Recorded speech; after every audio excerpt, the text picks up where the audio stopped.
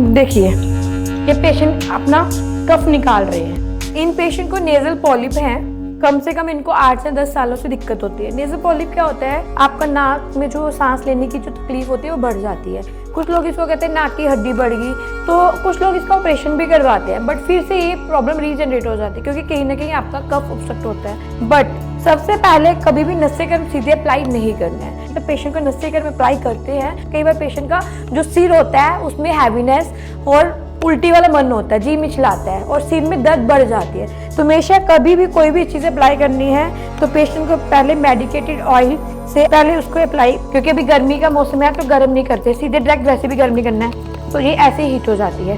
तो आप पेशेंट को ऐसे अप्लाई कर सकते हो, इस पॉइंट्स को दबाना है, क्योंकि ऐसे करने से क्या होगा कि पेशेंट का ये चीज़ सॉफ्ट होने लगती है। फिर इसके कुछ पॉइंट्स दबाने हैं। पॉइंट दबाने से क्या होएगा कि पेशेंट का जो कफ ऑब्स्ट्रक्ट हुआ होता है या कुछ भी इश्यूज हो रहा होता है वो धीरे धीरे ठीक होने लगते हैं। तो कभी भी नस्यकर्म सीधे अप्लाई नहीं करना है।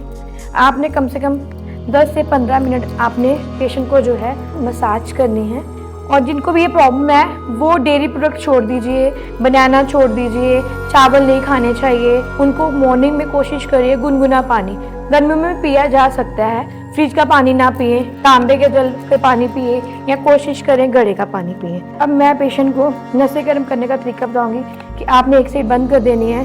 ये देखिए, डिपेंड करता है कि इन पेशेंट को जैसे दिक्कत ज़्यादा है तो मैं 5 से 6 ड्रॉप्स या 7 ड्रॉप डालती हूँ। खींचिए। फिर ये दूसरा तरीका जो है ये मैं इनको ये डाल रही हूँ, आप देख सकते हैं। और कोशिश करिए, कई बार समटाइम होता है कि पेशेंट को जो होती है वो वॉमिटिंग आती है क्योंकि कहीं ना कहीं कफ निकलता है और कहीं ना कहीं पेशेंट को 10-15 मिनट बाद भी निकलता है। पेशेंट को साथ में आप अगर घर पे करते हैं तो आप क्रीम के थ्रू भी आप पेशेंट को दे सकते हैं, नहीं तो आप ये मोक्षा को अप्लाई कर सकते हैं। कैसा लग रहा है सर आपको? लग रहा है कुछ अभी गया ना। इसके बाद हम इनको इनहेल करिए अंदर, जितना आप इनहेल करेंगे उतना अच्छा रहेगा। लग रहा है आपको कफ आ रहा है शायद, आप इसमें कर सकते हैं। देखिए आपके सामने पेशेंट, क्योंकि इनको प्रॉब्लम है, जितना ये लेंगे उतनी इनकी प्रॉब्लम क्योर होने लगेगी। पहले इनको मैंने मसाज किया, पॉइंट दबाए, फिर मैंने इनको नस्यकर्म अप्लाई किया, फिर मैंने इनको ये धूम्रपान किया। आयुर्वेद में इसको धूम्रपान बोलते हैं। कुछ लोग वो नहीं ले पाते, उनको ज़्यादा स्मेल आती है, तो हम मोक्षा 6 के देते हैं। तो आप देख सकते हैं, अगर आप घर पे सीधे नस्यकर्म करेंगे तो आपको रिजल्ट नहीं आएगा, प्रोसीजर से करिए। अब इसके बाद पेशेंट जो है अगर घर पे कर रहे हैं तो आप गर्म पानी पी सकते हैं, क्योंकि जो कफ होता है अगर आपने उसके बाद नॉर्मल पानी पी लिया, जब आपका आधा अधूरा कफ ब्रेन में रह जाता है फिर आपकी सिर दर्द बढ़ने लगती है, फिर लोग बोलते हैं अरे नुकसान हो गया। ये जो क्रिया है आप कम से कम 15 दिन 10 दिन रेगुलर कर सकते हैं।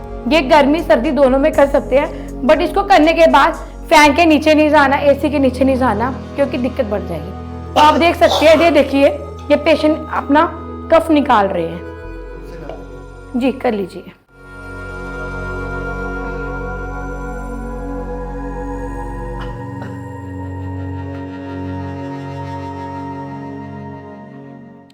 कैसा लग रहा है आपको?